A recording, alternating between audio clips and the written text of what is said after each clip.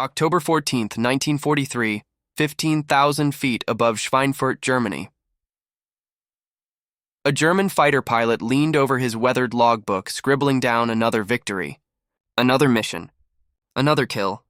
His 17th heavy bomber, a B-17 Flying Fortress, was falling from the sky, trailing thick black smoke and broken dreams. Through the glass canopy of his Focke-Wulf 190, he watched the rest of the bombers struggle to hold formation.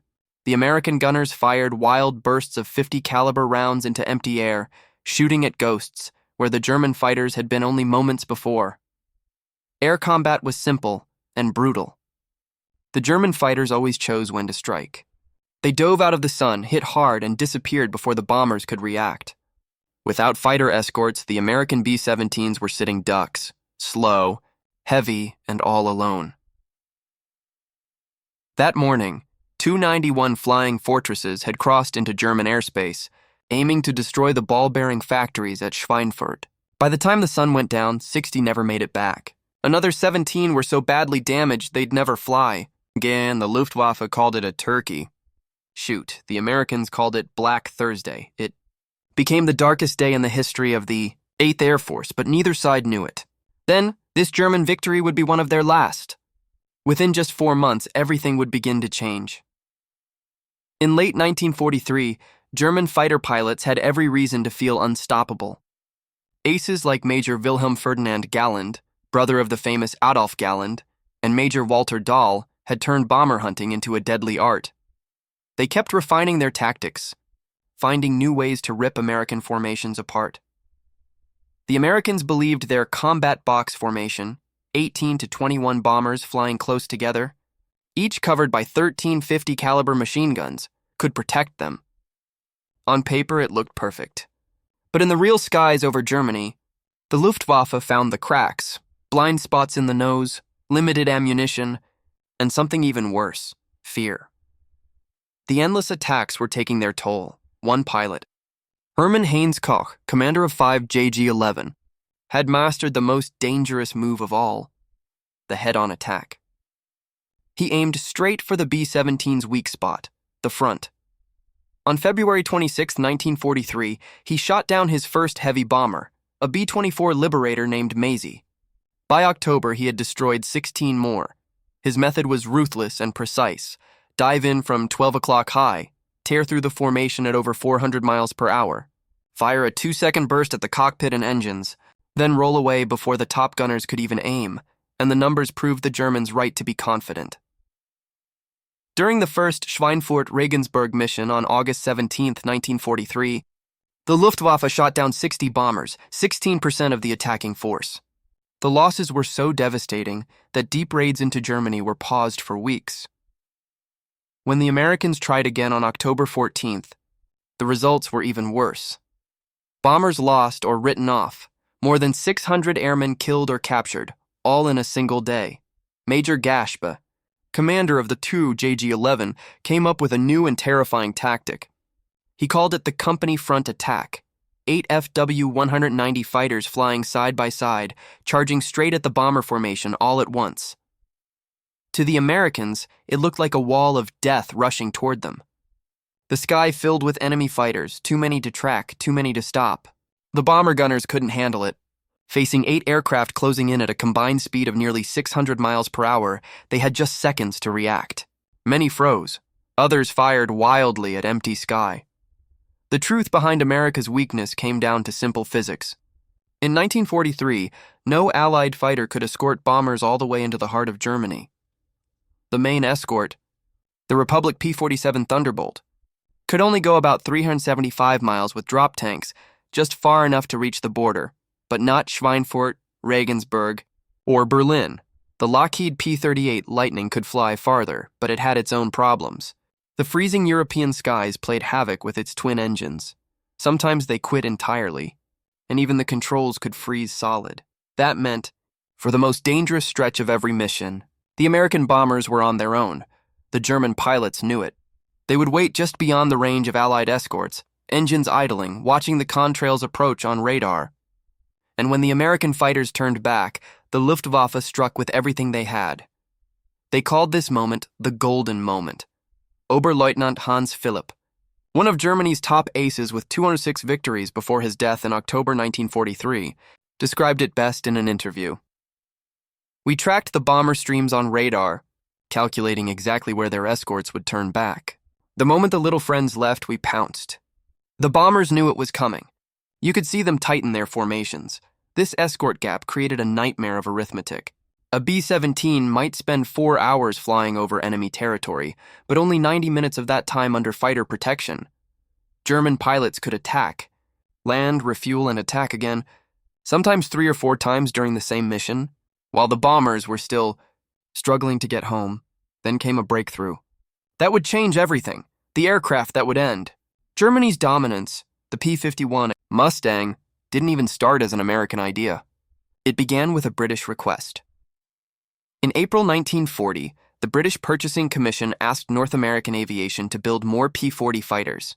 Instead, the company offered something bold. What if we design a completely new aircraft in just 120 days? That gamble paid off. The prototype, called the NA-73X, flew for the first time on October 26, 1940, an astonishing achievement in speed and innovation. The first Mustangs, powered by the Allison V1710 engine, were fast and agile at low altitude but struggled above 15,000 feet, exactly where the B-17s and B-24s needed protection. So the RAF used them for reconnaissance and ground attack, where their long range still made them valuable. But everything changed thanks to a British test pilot, Ronald Harker of Rolls-Royce. In April 1942, Harker flew a Mustang with the Allison engine and immediately recognized its hidden potential. The Mustang's airframe was nearly perfect, sleek, stable, and more aerodynamic than even the Spitfire. It didn't need a new body. It just needed a better heart, a new engine. And that realization would change the course of the air war forever. Ronald Harker of Rolls-Royce had seen the Mustang's potential instantly, and he knew exactly what it needed. His suggestion was bold. Install the Rolls-Royce Merlin 61, the same 2-stage supercharged engine that powered the latest Spitfires. By October 1942, the first Merlin-powered Mustang took to the air, and the result stunned everyone. Its top speed jumped from 390 to 440 miles per hour, and its high-altitude performance went from poor to world-class. The service ceiling climbed from 31,000 to 42,000 feet. This wasn't just an upgrade. It was a complete transformation. The marriage of American design and production, power with British engine technology created, something neither nation could have built alone. What truly made the P-51B Mustang revolutionary wasn't just its speed, it was its range. 3 key features made it unstoppable: a highly aerodynamic laminar flow wing, exceptional fuel efficiency, 184 gallons internal fuel, less than the P-47's 305, but in a lighter, sleeker airframe, and the ability to carry external drop tanks without losing much performance. The Mustang's laminar flow wing, designed by Edgar Schmood at North American Aviation, kept the airflow smooth across more of the wing's surface, cutting drag by nearly 30% and dramatically saving fuel. To put it simply, while a P-47 Thunderbolt burned around 100 gallons per hour in cruise, the P-51 used only 65 at the same speed. When 75-gallon drop tanks were added in early 1944, the Mustang's range jumped to 650 miles. And with the new 108-gallon tanks in March 1944 that stretched to 850 miles, enough to reach Berlin, fight for 20 minutes, and still fly back to England. No other single-engine fighter in the world could do that. The 354th Fighter Group, soon known as the Pioneer Mustang Group, received the first P-51Bs in November 1943. Based at Boxted in Essex, they officially belonged to the 9th Air Force, but were immediately sent to escort the 8th Air Force's heavy bombers on deep missions into Germany. Their commander, Colonel Kenneth Martin, had only a few days to retrain his men, switching them from their big, heavy P-47 Thunderbolts to the sleek new Mustang. Lieutenant Colonel Glenn Duncan, who later led the 353rd Fighter Group, remembered his first Mustang flight vividly. The moment I lifted off, I knew we had something special. The Mustang handled like a sports car compared to the truck-like Thunderbolt. It was fast, responsive, and most importantly, it could fly forever. The first P-51B combat mission came on December 1, 1943, a fighter sweep over Belgium and France. Just 4 days later, on December 5th, the Mustangs flew their first escort mission to Amiens. It was short range, more of a test than a full operation. 16 Mustangs escorted the bombers, met no German fighters, but proved one thing: they could handle high-altitude escort duty flawlessly. Then came December 13th, the first long-range escort to Kiel, nearly 490 miles from base. It was a distance no Allied fighter had ever reached before. The psychological shock on the Germans was immediate. Luftwaffe pilots expecting to find unescorted bombers suddenly found American fighters waiting for them, deep inside their own skies. By the final week of 1943, the 8th Air Force ramped up operations, pushing the new fighter to its limits. On December 20th, P-51Bs escorted bombers to Bremen, shooting down 3 German fighters without a single loss. The Luftwaffe was still relying on its old tactics, waiting for the escorts to turn back. But now, the escorts weren't turning back. From a distance, the Mustangs looked a lot like P-47s, so German pilots assumed they'd soon retreat west. But when the Mustangs kept going, farther and farther into German territory, confusion turned to panic.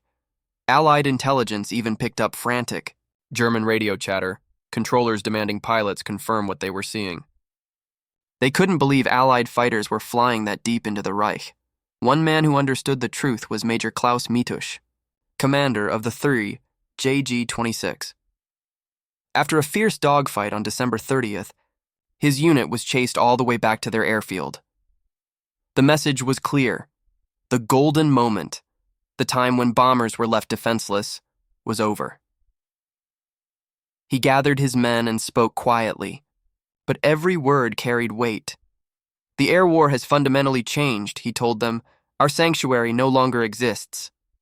By March 4th, 1944, the skies over Germany would never be the same again. 5,000 feet above Brandenburg, the clouds broke open to reveal the sprawling outline of Berlin, the capital of the Reich, the heart of Nazi Germany. The very city Hermann Göring had sworn would never see an enemy aircraft, but there they were. 8 American bombers, flying in perfect formation, and around them, weaving in tight protective patterns, dozens of sleek, single-engine fighters with white stars on their wings. For the first time in history, American fighter escorts had reached Berlin. It was more than a tactical victory.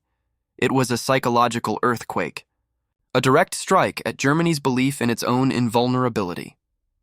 Colonel Donald Blakesley, commander of the 4th Fighter Group, led his 3 squadrons of P-51B Mustangs on that historic 2,100-mile round trip. His men had received their new Mustangs only 4 days earlier, on February 28, 1944, and they had already achieved what Germany's leaders said was impossible. For the Luftwaffe pilots scrambling to intercept, the sight was unreal. They had always been told Allied fighters could not reach Berlin. It was too far, beyond the range of any single-engine aircraft. Yet here they were, fresh, aggressive, and ready to fight, even after flying 500 miles. Meanwhile, the German defenders were burning precious fuel just minutes after takeoff. Then the battle began. Over 200 German fighters rose to defend the city, but instead of weary bomber crews, they met determined Mustang pilots flying faster, higher, and sharper. The 4th Fighter Group alone claimed 15 victories, but their real success wasn't in the number of enemy planes destroyed, it was in how many attacks they stopped before the bombers were ever touched. For American pilots, the P-51B Mustang was everything they had dreamed of. Captain Donald Gentile, one of the Mustang's rising aces, later said, "The Mustang gave us everything we dreamed of. The speed to catch any German fighter, the maneuverability to dogfight with them, and the range to go anywhere the bombers went." The P-51's cockpit was small but brilliantly designed.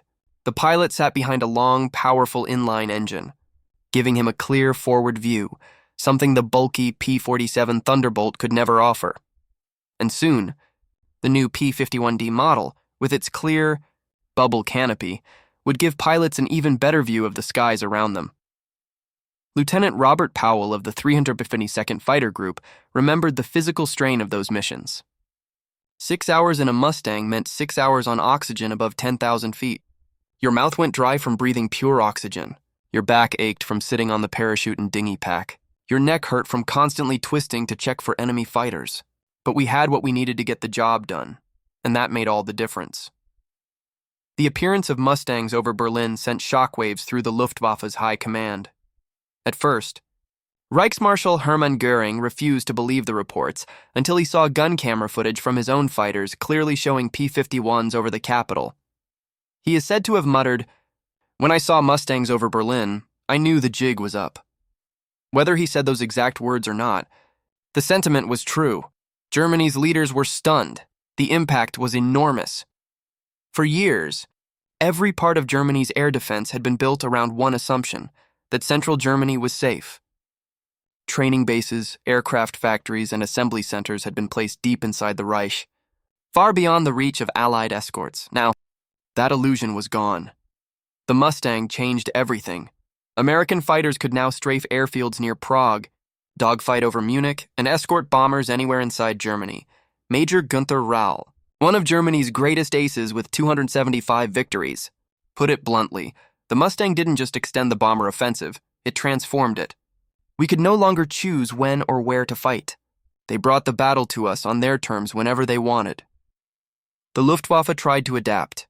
They formed Sturmgruppen, special units flying heavily armed and armored FW-190s, designed to punch through fighter screens and attack bombers head-on, but these new aircraft were slow, heavy, and easy prey for the faster, more agile Mustangs. The balance of the air war had finally shifted, and Germany would never recover it. The Germans tried one last tactic: mass attacks.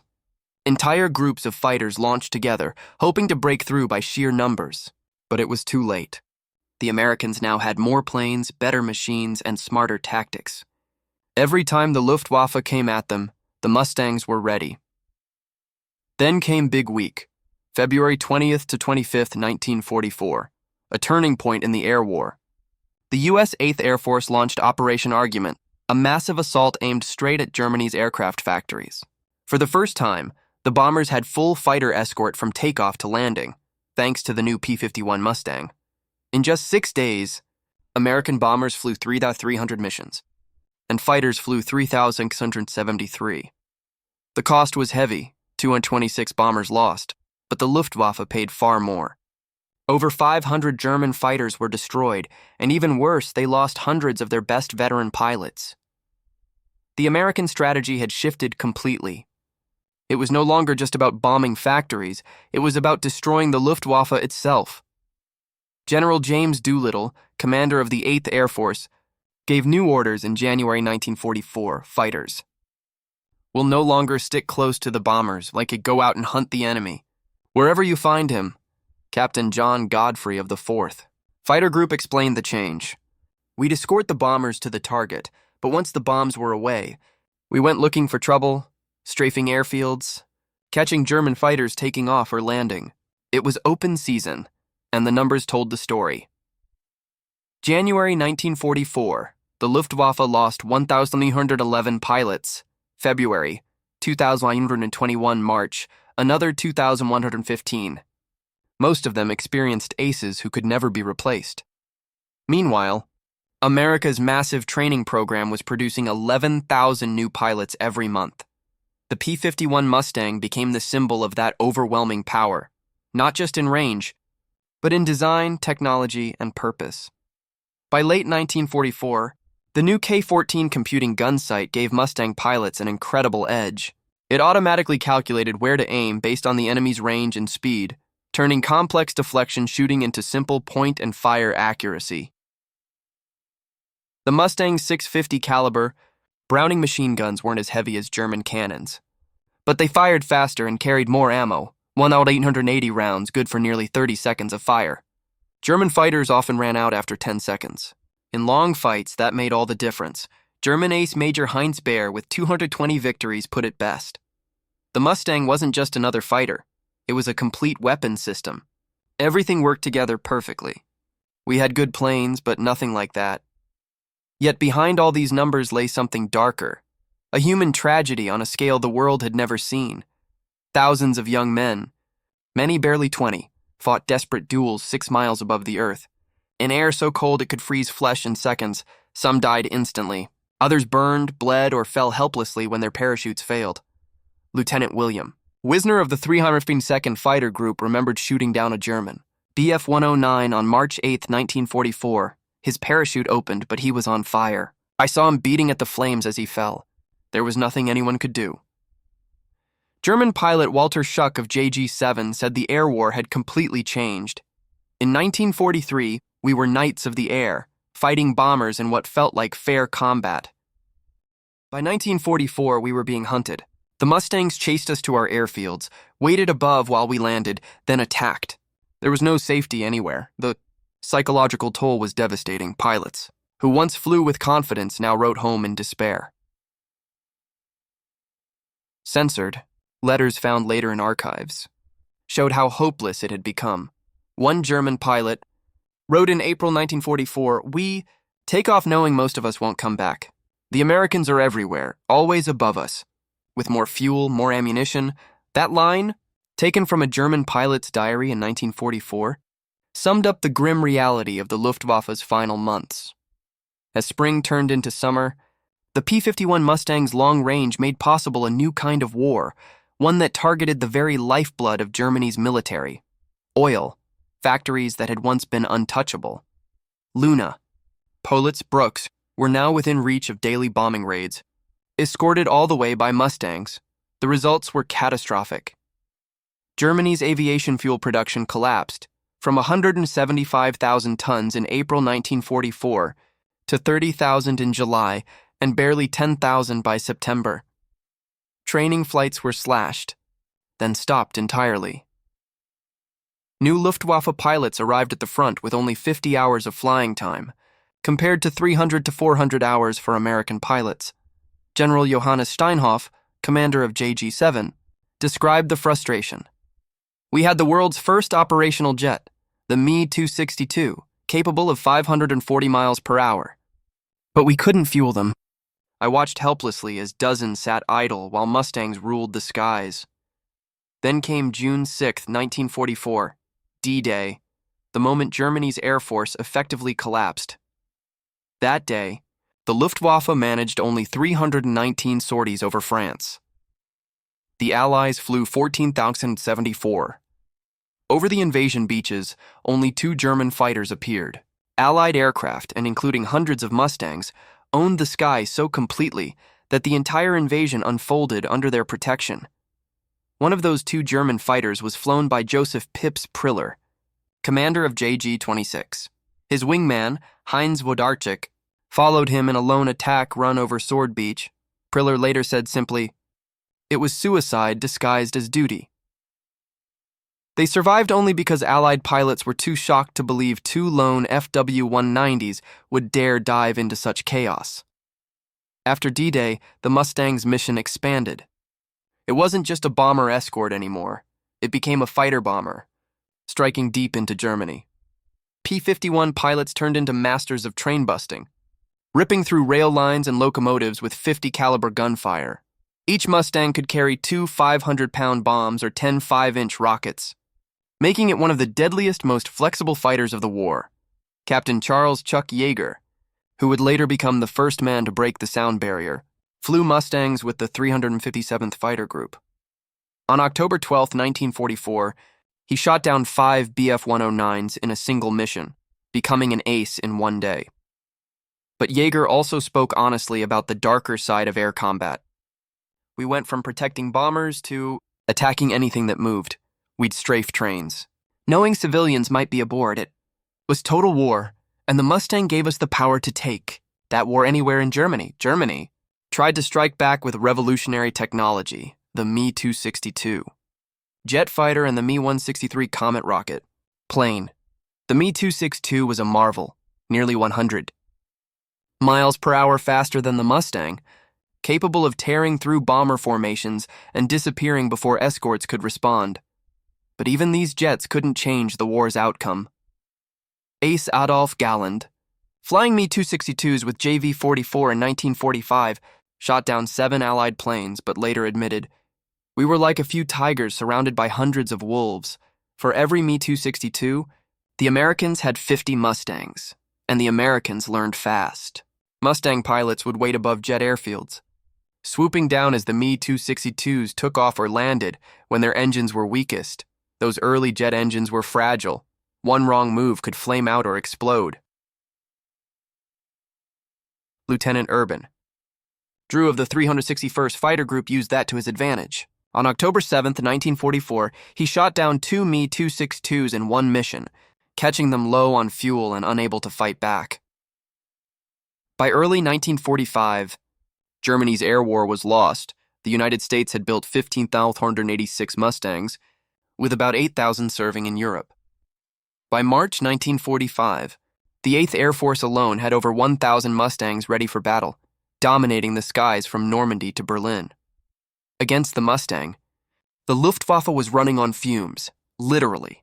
By 1945, Germany could field only 300 to 400 operational fighters on a good day, spread thin across an empire already collapsing. Many of those planes never even left the ground. There simply wasn't enough fuel, and the ones that did, often flown by teenagers, boys with barely 50 or 60 hours of flight time, facing American veterans with hundreds. The outcome was brutal. By the final months of the war, Mustang pilots were claiming 10 kills for every loss. Lieutenant Colonel John Meyer, commander of the 352nd Fighter Group, ended the war with 24 victories, all in Mustangs. He put it plainly. By 1945, it wasn't combat, it was execution. We'd find German airfields circle overhead and shoot down anyone who tried to take off or land. The Mustang had turned all of Germany into a battlefield. After the war, captured Luftwaffe officers didn't hold back about what had happened. General Adolf Galland, the Luftwaffe's top fighter commander, wrote later, "The P-51 was perhaps the most significant fighter of World War II. Until it appeared, we controlled the timing and tempo of the air battles over Germany. After it arrived, we never regained the initiative. Major Heinz Knoke, a survivor with 33 kills, was even more blunt. The Mustang killed the Luftwaffe, not the bombers, not the invasion, that fighter that could fly to Poland and back. We went from predators to prey in just 3 months. The most heartbreaking stories came from the young replacement pilots thrown into combat at the end. Many had less than 60 total flight hours before being sent up against Mustangs. One captured German pilot remembered, "I flew my first mission in November 1944 with 55 hours of flight time. On my third mission, I saw Mustangs for the first time. They were everywhere. I knew then we had lost, not just the war, but the sky itself. But the Mustang's power went far beyond dogfights. It changed the entire course of the air war. For the first time, Allied bombers could reach any target in Germany. Refineries, railways, factories, all under the watchful guard of P-51's fuel production. Germany's Achilles heel collapsed to just 10% of its needs by March 1945. The nation's transportation system was shattered, trains destroyed, bridges collapsed, supplies stranded. The destruction of Germany's war machine didn't just come from bombs, it came from what those bombs stopped. Even when factories still managed to build aircraft, there was no fuel to fly them and no pilots to man them. They became empty shells of aluminum and steel. General Karl Spaatz, commander of U.S. strategic air forces in Europe, summed it up best. The P-51 was the decisive weapon of the European air war. It made possible the daylight bombing campaign, the invasion of Europe, and the systematic destruction of German military power. But beyond the statistics and strategy lay something deeply human. German pilots who began the war as confident, fearless warriors ended it as exhausted, broken men, if they survived at all. Many could remember the exact day they knew it was over. Almost always. It was the day they saw Mustangs flying over Germany's heartland, and for some, that realization became transformation. When captured, many Luftwaffe pilots were stunned, not by punishment, but by how well they were treated. They saw America's industrial might up close. The sheer number of aircraft, the discipline, the humanity. and began to question everything they'd been told by Nazi propaganda. For many, the Mustang didn't just end the war in the air, it ended their faith in the world they'd fought for. The P-51 Mustang wasn't just a fighter plane, it was a revolution in flight. Its laminar flow wing proved that sleek, efficient design could stretch the limits of speed and range like never before. It's a blend of British engineering and American. Innovation showed what cooperation could achieve. Partnership that would later shape NATO and the spirit of modern military alliances. Before the Mustang, fighters were short-range defenders, tethered to their bases, meant to protect, not project. The Mustang changed that forever. It proved that a fighter could be a strategic weapon, able to escort bombers, strike deep behind enemy lines, and dominate the skies hundreds of miles from home. That idea, long-range precision and global reach, would echo through the next generations of aircraft, from the F-86 Sabre over Korea to the F-22 Raptors and F-35s that rule the skies today. The numbers behind the Mustang tell an astonishing story. Total Mustangs built, 15,486 enemy. Aircraft destroyed in air combat, 4,950 enemy. Aircraft destroyed on the ground, 4,131 locomotives. Destroyed, 9,254 combat sorties. Flown, 213,873 combat hours. Logged, 1,344,200 operational. Losses, 2,000 based on 20 kill-to-loss ratio. Over 11-1, a record still unmatched in aerial warfare. But the Mustang's real legacy isn't just in numbers. It's in what it changed. It broke the Luftwaffe's spirit, turned the tide of the air war, and gave the Allies something they'd never had before: complete control of the sky. In October 1943, the Luftwaffe ruled the air. Allied bombers were slaughtered in daylight raids. By March 1944, P-51s were escorting those bombers all the way to Berlin. By June, the Luftwaffe was a shadow of its former self. And by April 1945, it had completely collapsed. This wasn't a slow fade, it was a freefall. The moment the Mustang appeared over Germany, the Luftwaffe began to crumble. Veteran pilots were dying faster than they could be replaced. Fuel was gone. Training programs were broken, and every successful Mustang escort mission pushed Allied bombers deeper, striking harder, until the German war machine simply couldn't recover. The numbers tell that collapse in cold precision. 1943, 2009-67. German pilots lost 1944, 12 out of 37 lost 1945. Jan-May, 4,238 more gone at the same time. Pilot experience plummeted. In 1943, new Luftwaffe pilots had over 250 flight hours before combat.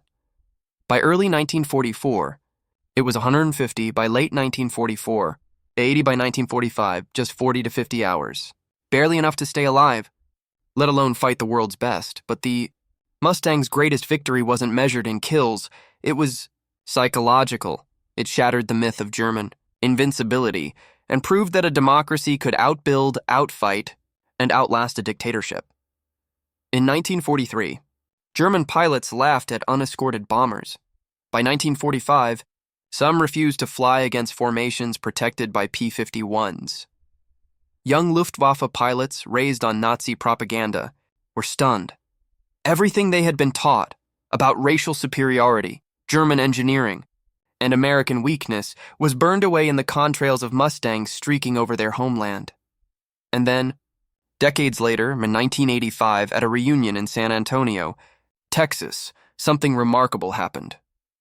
Former American and German fighter pilots met face to face, not as enemies, but as old warriors bound by the same sky. They laughed, shared stories, and toasted to fallen friends on both sides. The bitterness was gone. What remained was respect and awe for the machine that had changed their lives forever. Many of them agreed on one thing. The P-51 Mustang didn't just win the war in the air, it defined the age of flight that came after. Colonel Clarence "Bud" Anderson, who flew 116 combat missions in his Mustang and scored 16 aerial victories, sat across from Gunther Rall, Germany's third highest ace. Rall lifted his glass and said, "To the P-51 Mustang, the fighter that won the air war. We had great planes, skilled pilots, and we fought over our homeland. But you had the Mustang, and that made all the difference. Another German ace, Walter Schuck, who had flown both the FW-190 and Me-262 jet, spoke softly. We went from laughing at unescorted bombers to fearing the sight of Mustangs. In just 4 months, the Luftwaffe went from ruling the skies to running for cover. No air force in history had ever collapsed so fast. Former Luftwaffe General Johannes Steinhoff, his face still scarred from a jet crash in 1945, once said, "We laughed at your bombers in 1943. We couldn't imagine America building a fighter that could escort them all the way to Berlin." He paused, then added quietly, "The P-51 Mustang taught us the danger of underestimating your enemy. You ask when we knew the war was lost? It was the day we looked up and saw Mustangs over Berlin.